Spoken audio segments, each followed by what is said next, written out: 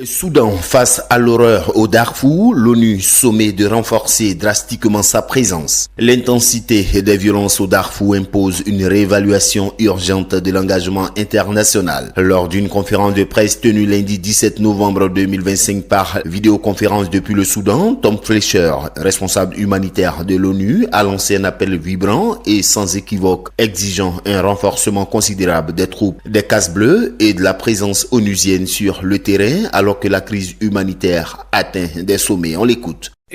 Il m'apparaît très clairement depuis ma première semaine en fonction, lorsque je me suis rendu au Soudan et au Darfour, que nous avons besoin davantage de soldats de l'ONU sur le terrain.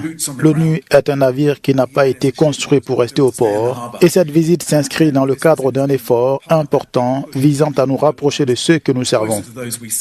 Et ce déplacement du responsable onusien au Soudan s'inscrit dans le cadre d'une intensification de l'engagement des hauts dirigeants de l'ONU, incluant Amy Pope de l'OIM et Karl Scout du PAM, sur une période de 5 à 6 semaines. Concernant l'engagement avec les forces de soutien rapide RSF, M. Fletcher a révélé avoir eu des discussions avec le général Hemedti. Il a affirmé avoir insisté auprès de lui et des représentants locaux des RSF pour obtenir un accès total et sans entrave, un passage sûr, ainsi que la fin immédiate des atrocités. À Korma, j'ai également rencontré des représentants des FSR afin de leur faire clairement comprendre que nous exigeons que les auteurs des atrocités commises à El Fasher soient pleinement tenus pour responsables de leurs actes, que nous insistons que les civils soient pleinement protégés et que nous resterons vigilants dans la protection des civils. Et aussi, nous exigeons cela de toutes les parties présentes sur le terrain.